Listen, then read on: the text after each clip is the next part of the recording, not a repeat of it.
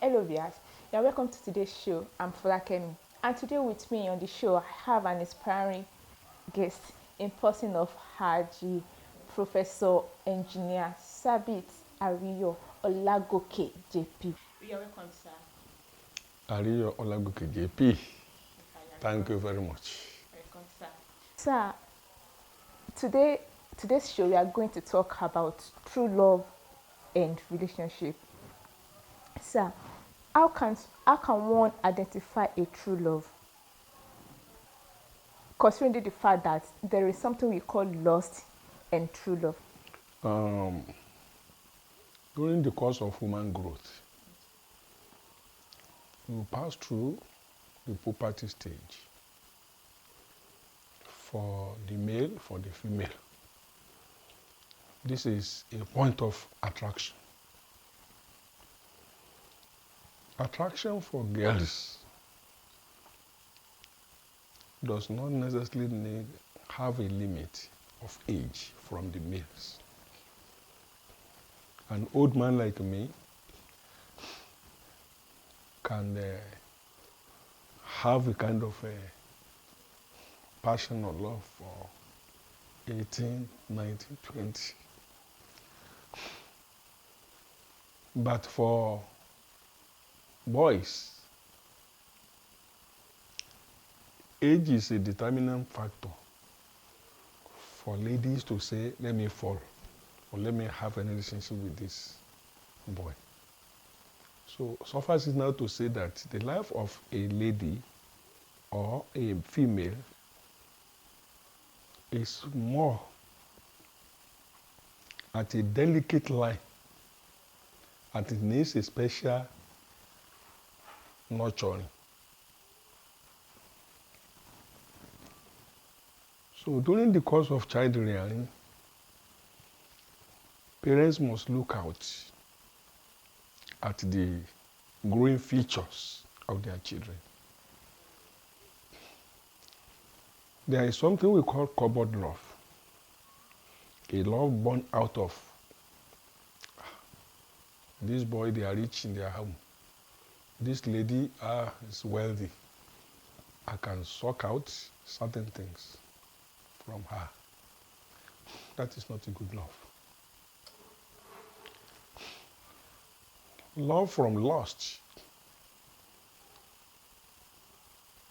has a kind of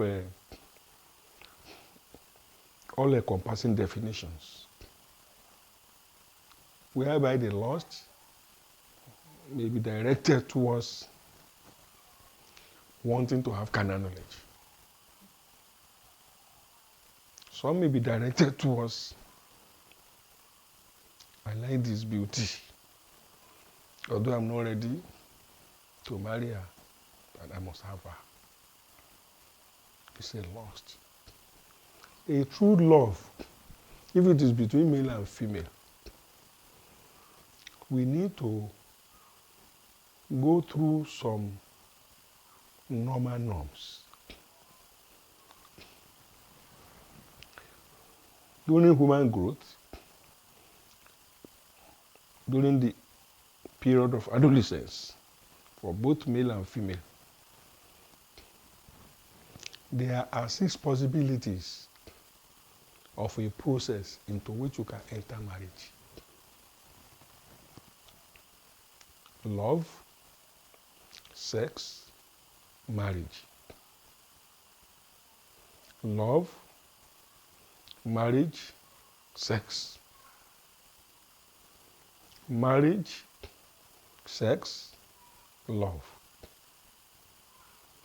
But the one that is recommended by society, the one recommended by all religions, is love, marriage, and sex.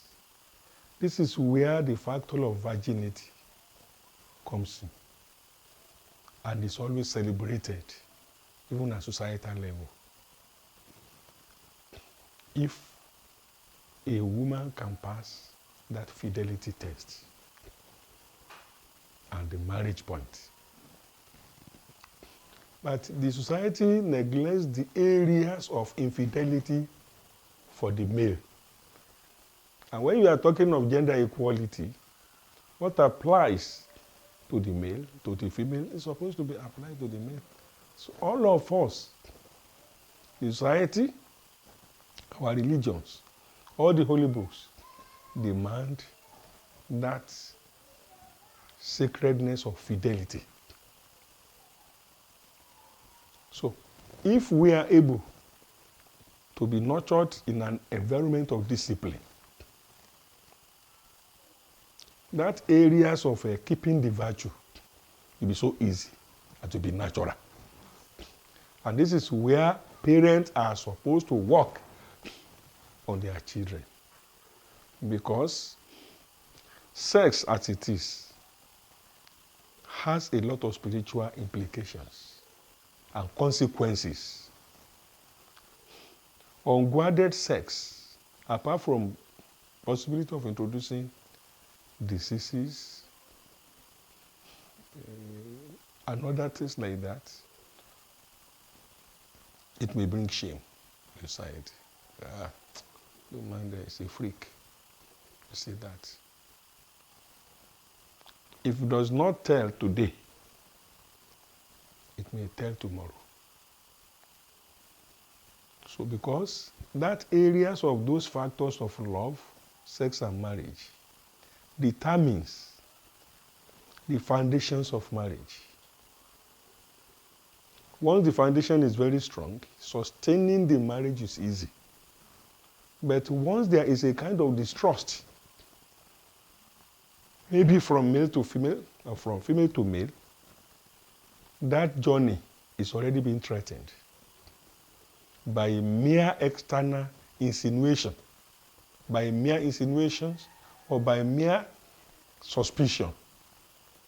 So that is why the churches and the mosques and the society will emphasize on fidelity factor to maintain the sacredness of marriages and to ensure the successes of marriages to go beyond mere ceremonies. Because the product of marriages are expected to be our future leaders. And once the parents are unable to unite in rearing them, you could see the consequence on the nation, on the society, and on the community. So, how do we now detect lust and differentiate it from true love? You can train your children to know that. The first thing is that your children must not hide their feelings. You must allow them, the lady, the girl, child, to be emotionally attached to the mother. Even if the mother is not all that a holy person, the experience she may not like, she won't want it to be repeated on the child. And so she's a very better instructor to the child. So also the father. I will have said parents, but today, discipline is out of the way. And so, we have seen cases of incest like father having carnal knowledge, even to disagreement of the daughter. The daughter going out to the police to report. We've been hearing all this. So that is why when it comes to sexuality education, the mother must take over on issues relating to the daughters and the father to the sons. To the sons, the areas of pornography, the father will be able to detect. Please, this may ruin you. It may lead you into masturbation, unguarded, and sapping your energy and making you to become unnecessarily emotionally attached to sex. So you become a threat in society. Because any woman you see, that tendency, because it's a spontaneous emotional something. If one is so engrossed, unchecked in those areas of infidelity life. Let me tell you one thing from the scripture.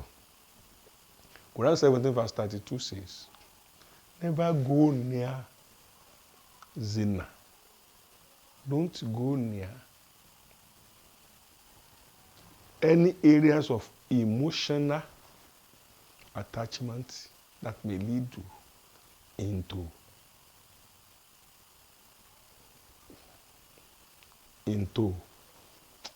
carnal knowledge, unapproved carnal knowledge for another person.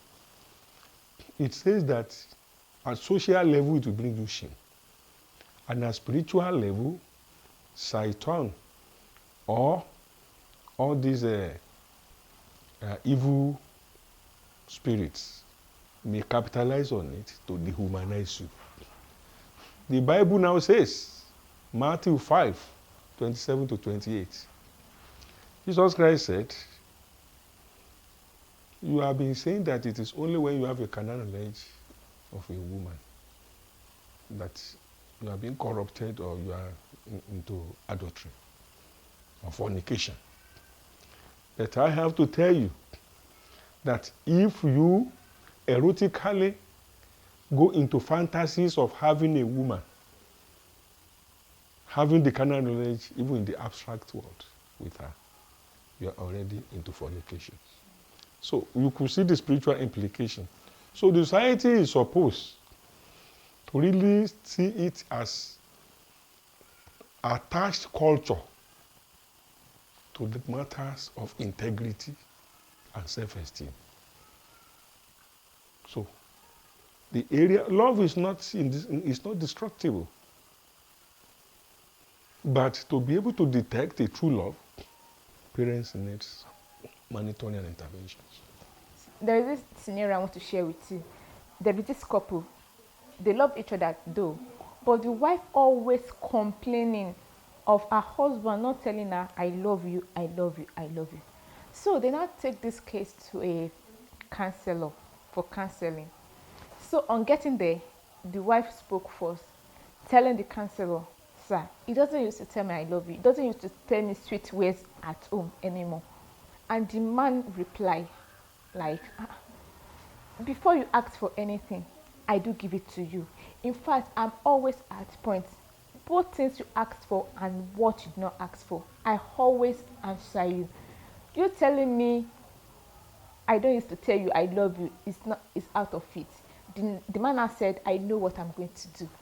He now went to a studio to make a record of himself, calling the wife a sweet words and telling her, I love you, I love you, I love you. And he took the disc home, handed it to the wife, and tell her that anytime you feel like you want to hear I love you, anytime you feel you miss me, just play this tape and you will hear me saying all those words. Is there a true love in that relationship, or the wife is misinterpreting her husband's wife to something else? Before you go into relationship that will lead into marriage, the essence of courtship period is to afford you the opportunity to know your personality traits, your areas of interest. Because some women nymphomaniacs, I want to use as an example, those people that are not easily sexually satisfied. So if the man that marries her is somebody that is weak or does not necessarily need all these things, already the marriage is on the brink of collapse.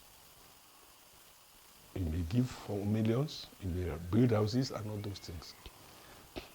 And if the woman loves the man, she may not want to go into adultery. So she will remain unsatisfied. She will continue to complain. But she may not necessarily go directly to, it's because you have not been giving me 4 rands, 3 rands, 2 rands. So I think what's important in marriage is this. Know your personality traits and SWOT analyze yourself. Before the marriage, you know the areas of strength, areas of weaknesses, areas of opportunities and of threats for the man, for the woman. Then you work on the areas of weaknesses. Before the marriage now, you may allow interventions of experienced people who you can trust. Like during my own case, when I was growing, I happened to be from polygamous house, and I faced a lot of traumatic experiences I will never want my children to. So naturally, I didn't want to be a polygamist, even though I loved women. Then by the time I was into courtship, I can say God gave me, I lost my mother in 1969, so God gave me that teacher that taught me in primary 1. I was 10, she was 29, so 19 years difference. She became my social mother. So you could see now the opportunity I was having. From my own experience now, so I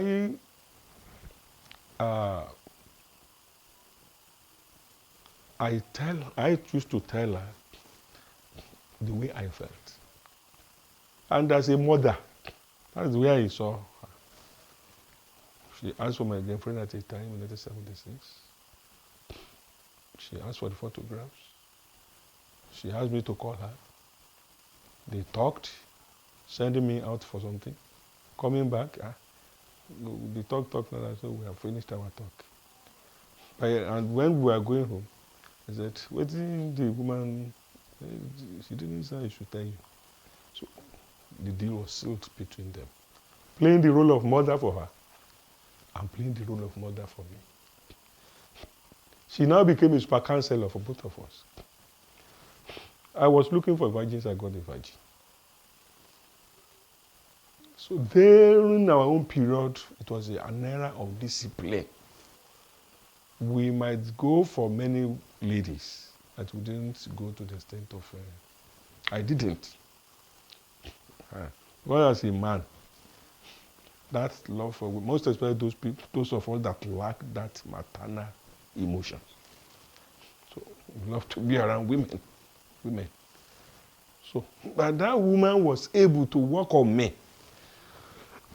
There was a time I was trying to ask for sex. She would refuse. I would begin to hate her. As immediately I get to my social mother, I will tell her the way I felt and she will cancel me. No. You have been coming for the past 7 years. Wait till you finish your academics. She was able to counsel and pamper and calmed me down and nurtured us now to that marriage. I never knew that I'll be working in Laro and she will be in Ibadan. So if we had engaged in that game of infidelity, how will now be able to repose that sense of confidence in ourselves. So, during the period of courtship, in 1977, I called her. And I was just about to go to University of Ife then. I said two things. I said, do you realize that I have one hidden problem I've never told anybody? I said, what's that? I told her I happened to be the last born of my parents. So nobody called me brother. So now that you are going to be my wife in future, respect me. If that area of respect is out of it, you will not enjoy me. So that was my own psychological problem. So if she gave me this, I gave her this. So by the time we marry, and that area is not solved, you will just continue to experience that I will behave as if I hate. So you could see what I'm saying now. So there is more to that. Emotional attachment is not sufficient for me. They ought to have gone further, not just playing the voice of the husband, and you think you have not solved the problem. Even the more she hears about the voice, without having those things which she really needs from her and from him, she will be more aggravated in anger. So that was the first thing we resolved. And since then, so and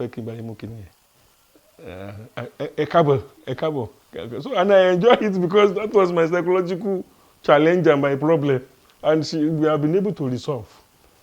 So that's number one. Number two, I said, let us form the constitution of our home. I said, are you ready to marry? No. I believe in proactive measure. So I formed the constitution. And I was made the president of the house. 1977, no. I married in 82, no. Vice president. And I said the first child will be our secretary general. And I was giving functions. The father will be doing this. The mother will be doing this and all those things. But surprisingly, in the voyage of my journey in life, of my academic life, I met with a professor of counseling psychology. She was given a paper, a lit paper in a conference. She said that Nigeria will never be able to operate the constitution to govern, mainly because we have never created that culture of having a constitution at the home front. So a constitution you have never drawn at the home front, you have never operated. How can you now come and say, Mr. President, with all the resources and wealth, you now be operating this paper you have written and you call it constitution? So it's psychological. And the woman was able to make that point.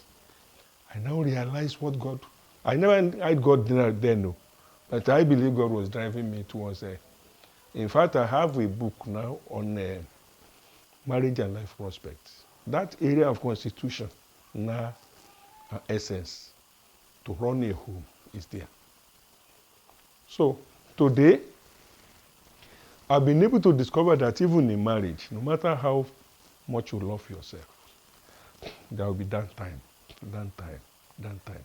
There will be a kind of declining profile of happiness in the home. Maybe as a result of a lot of some hidden facts that will now be emerging. Like when I was young, naturally by my nature, I was dirty. And then anytime I wanted to receive her in my home, I wanted to receive her on Saturday from 6 o'clock on Friday evening.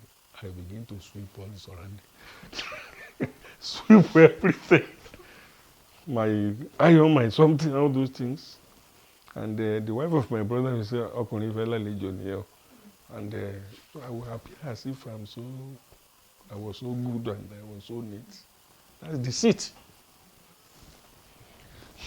By the time we became husband and wife, that true color now came out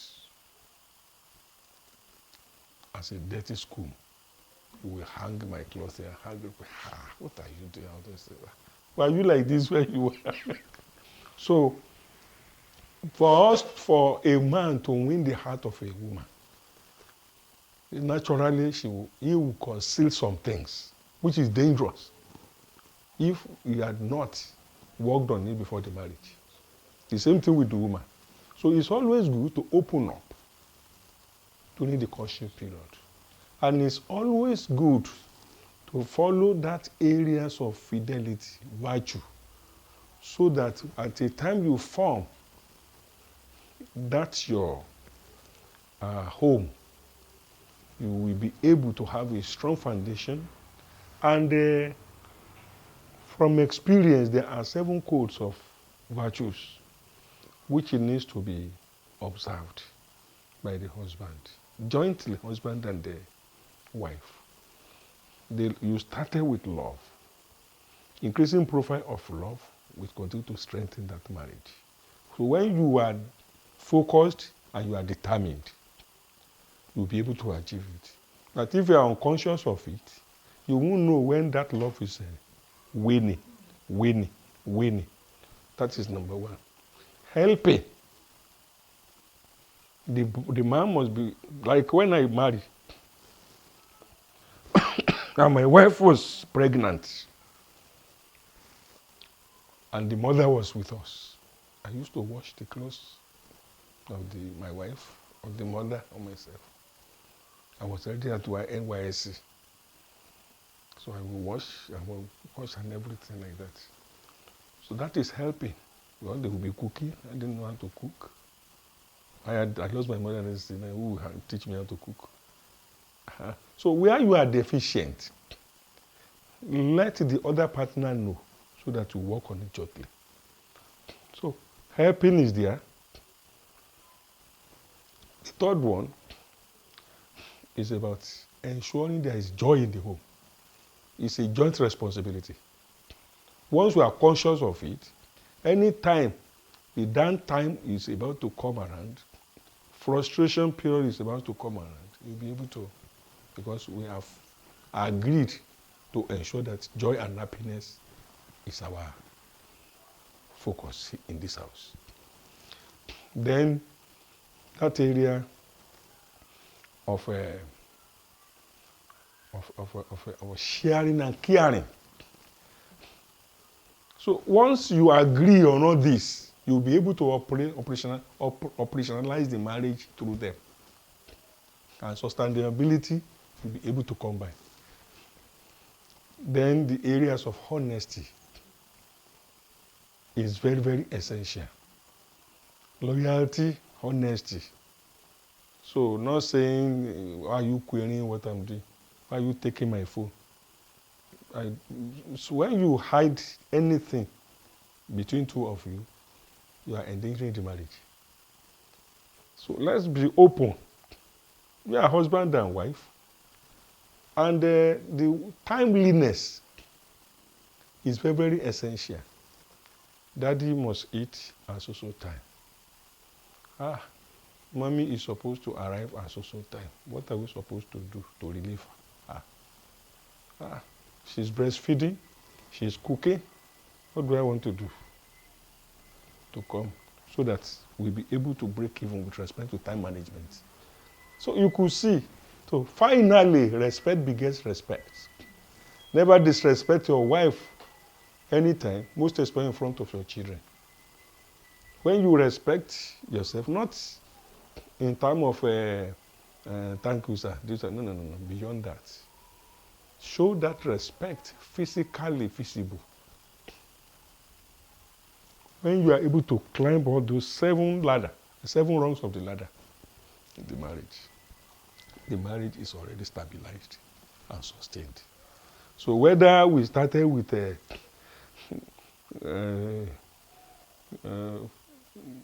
we can transform and lost. Because we also, the essence of counseling is to work on the weak areas. Even if you have started with a lust, you can convert it into true love in the process. So because during the period of courtship, as you continue to dialogue and you you restrain yourself from infidelity, and you have a focus on what kind of marriage are we going to have? How do we go about it? What is our capacity and capability to do it? The feasibilities and all those things, everything taken into consideration. Both of you thinking hard on your future. There is no way you will have a stable family when the time comes. Sir, about financing in relationship, sir, is it compulsory for the guy to be the one taking all responsibility about the lady he's going to marry? I mean, before marriage. Is it the guy's responsibility to take care of, like the lady saying, my boyfriend, my sister is going to school, you have to pay for her school fees, my mom is ill, you have to pay for medication. Is it the guy's responsibility before marriage? Even before marriage, things need to take natural courses. Like in my own case, I was so wretched and poor. I came from a poor home in my own period, and she was better, well off. Fortunately, she was somebody that cares a lot for others, generally, not me alone. Even within our family, something. So if at all you want to tell me that your sister must go to school and all this, I had nothing to give you. So to say that that area of being compulsory is highly unfounded. There's nothing like being compulsory. But if you are so much in affluence, and I have an areas of lapses, and we want to go into marriage in future, you have to help me now. And that one is natural. It's vice versa. It may be vice versa. It may be. So if you are the one that is having, let me feel you. Let me enjoy you. Let my people know that the person I want to marry will really care for the family in future. So it has to come naturally like that. Exchanging of gifts or pleasantries should be natural, not a compulsory thing. So that is number one. Number two, I could remember, let me use myself as an example. 2 years to the time of my marriage. My wife to be, that's the woman. My wife to be bought me an iron and bought me a shoe, white shoe. I loved it. Even I kept the iron till 5 years after the marriage. Because I always cherish, not even when I'm given something. I give everything maximum care. So, during the period of marriage, the shoe is already torn in this and half. It has been resewn. I used the matter. Some of my friends said, come and get this. I said, let the history adjudge me. So that in future, when I'm having, I will have a good reference point.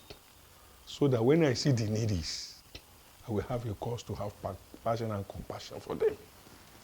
That was my thinking. And then I was having no God.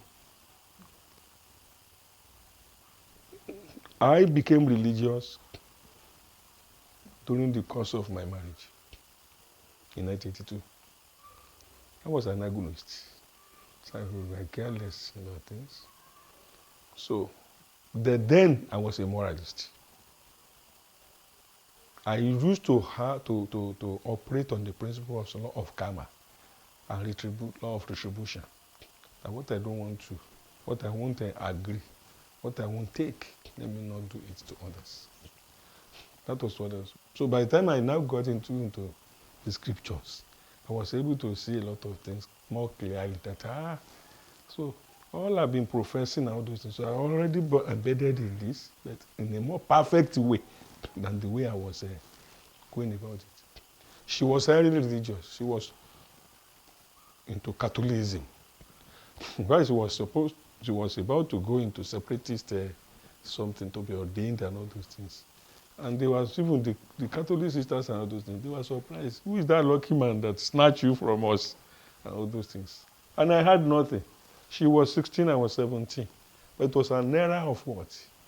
Era of discipline. That was what really guided us. And that's why we kept ourselves for 9 years without infidelity.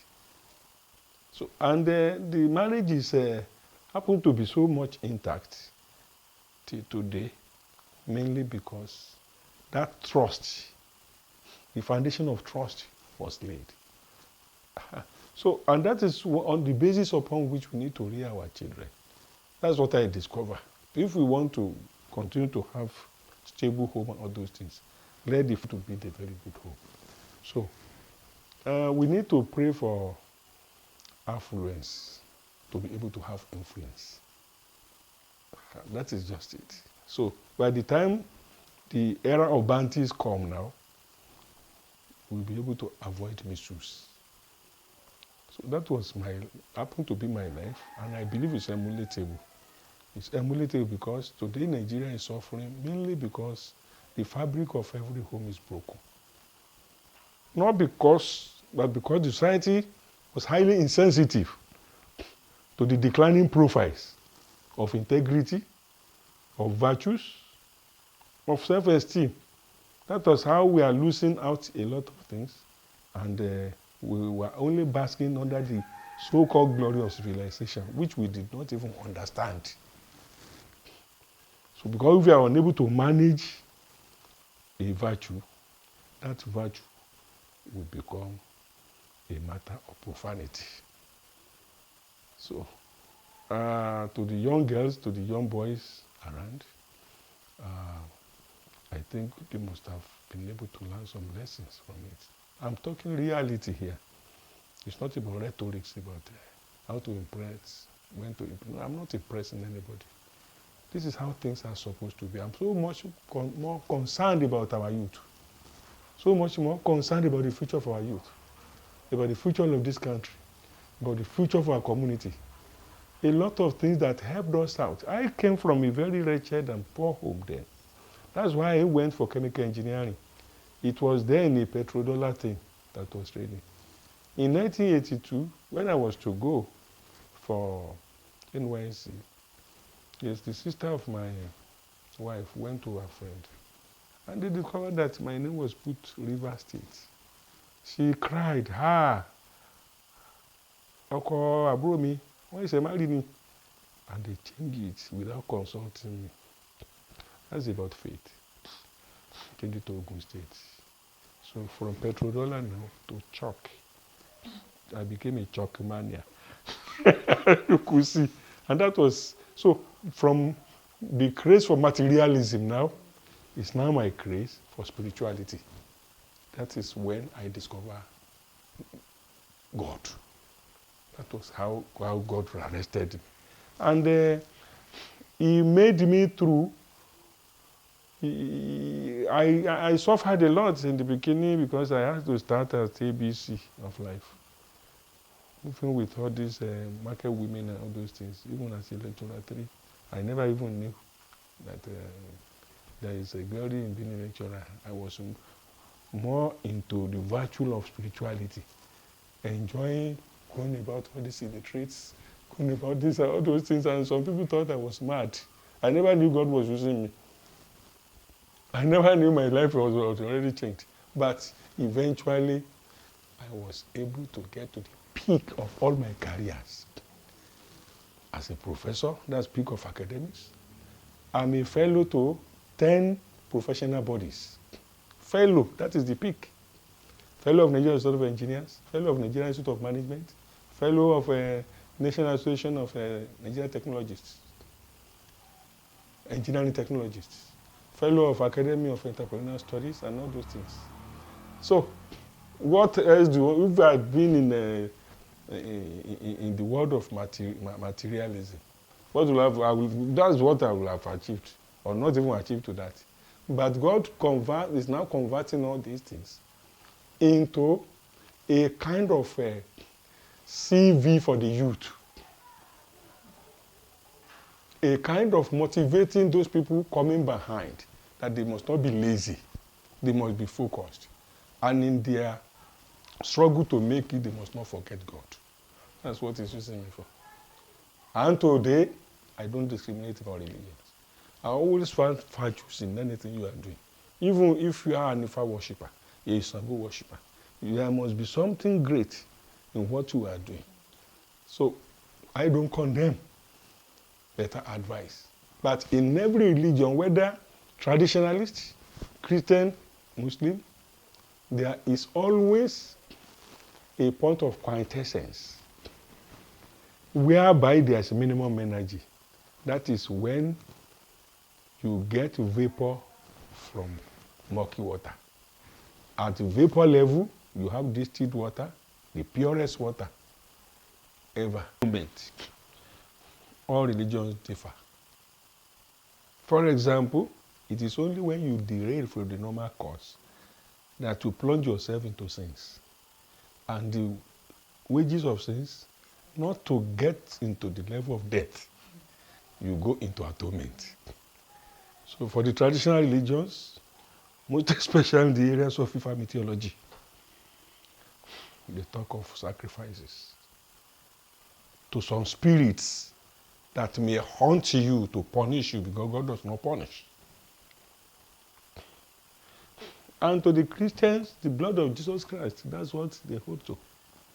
But unfortunately, instead of going to John 4 verse 34, Jesus Christ says, and I quote, "You know the meat I take. The meat I take is to do things according to the will of God and to complete the assignment given me before going back to Him." So if, in fact, that one goes beyond Christianity now, beyond religious bias, is a fundamental, universal declaration of how things are supposed to be. Doing things according to the will of God.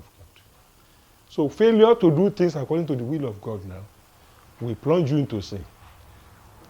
And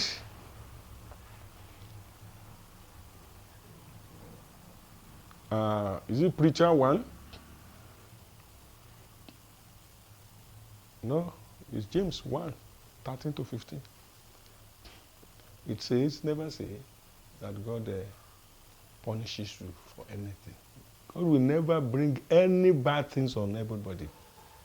But when you plunge yourself into some dirty habits, you are cancelled, you are admonished, you refuse. You go down to the level of sin.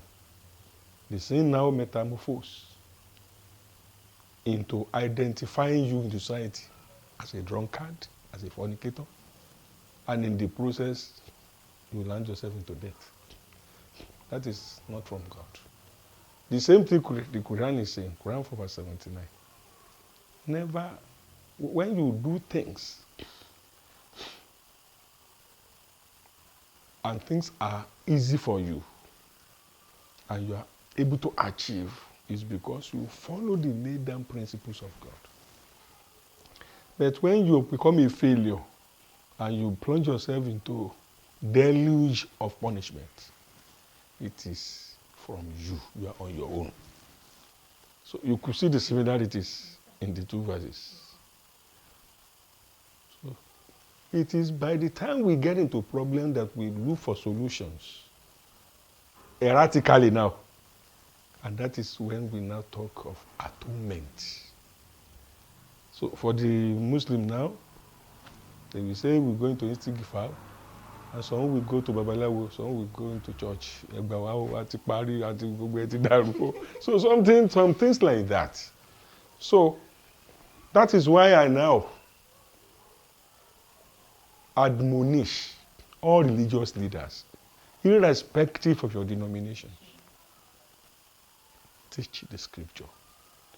Among your followers, you will see some people that will show more understanding to get to the realm of practicing what is being professed, getting to that height of holiness for God. But our failure to teach will imply that we are killing these people, we are killing their spirituality, we are killing their possibility of developing, of getting to that very realm expected of each and every one of us from God. So that is the only, like we are talking of marriage, we are talking of this. Everything has been taken care of by the society, by the culture, by the Christian book, by the Muslim books. So I think if we totally surrender ourselves unto the will of God, according to what Jesus Christ said, and according to what the meaning of Islam, Muslim means, you will just discover that you get into the realm of enjoying the light of God that will now, like electromotive force, drive you into success. So that's just it. Sir, what's your take on a couple operating a joint account? What can you say about it? Is it polite for the couple to run a joint account, or they should have a separate account?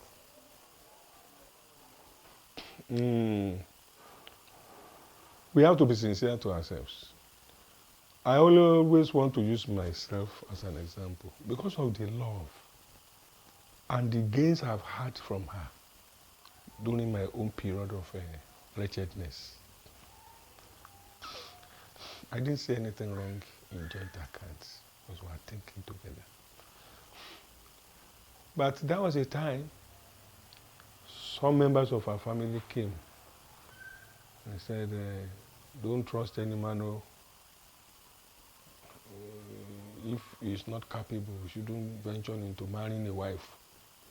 So it is better you keep your money. Let him fund the cost of the marriage himself. Let him fund the home. Immediately she told me, because I had the gift, by the time I accepted God, I had the gift of visions and all those things. When you're talking to me, I see the source and all those things. So that time when he told me, I said, there is going to come a time when we will be having more than enough. What we are receiving now from government and all those things, just pittance. No problem. I'll be giving what you want because I want peace in my home.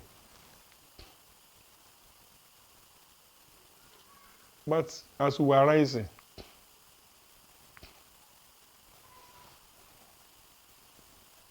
I met her on the way. I left her at that point, and I was going, and my money almost 10 times of what. Because when you compare what we are receiving at the federal level compared to the state, this is a very bad country. The same certificate. So much disparity in nanny. These are the kind of restructuring they need to do for us. So, joint account may run into each because of external interferences that may come in deceptively without you knowing. And before you know it, the house is already disrupted. That's the way I went, and I decided to fund the home. Since she said it in 1984, I never asked of how much she was. And was funding the home, even up to today. She retired 2 years before me. I never asked for how much are you getting as pension. Because I just discovered that, okay, I have one wife. The children are for us. Whatever I spend on you, I'm spending on my children. So it's memorandum of understanding that matters. So when you become discriminative in the home, you have finished the home. So when you have open hearts, look at what the Quran says. Quran 4 verse 34. Arijalu qawamun ala nisai. That the husband is the head of the house, the mainframe, the provider, the chief security officer.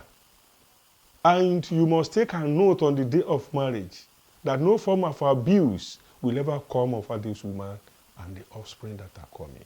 So what else? You are already saddled with the responsibility. So when you are now saying that a woman, even who is earning more than myself, I must continue to do what God has ordained me to do, she may, out of compassion, be doing things on my behalf or for the children, relieving me of the stresses of carrying the burden of the house. So it's memorandum of understanding. So when we see ourselves differently, that you are a woman, I'm a man in the home, division is coming, and you become discriminative in doing things. So if it is joint account that pays you, but it may run into each, and the voyage of your journey, because of some unforeseen circumstances that may come in, which you may not be able to control. Divisions will have come before you know that, it's Mrs. Ramata that caused this thing. And Thank you for coming, sir. Thank you very much. I've learned a lot from you, sir. And to my viewers, I hope you've enjoyed yourself on today's edition. And I hope you've learned one or two things from my amiable father in person of RG engineer, Professor Sabit Ariyo Olagoke JP. And thank you once again. I remain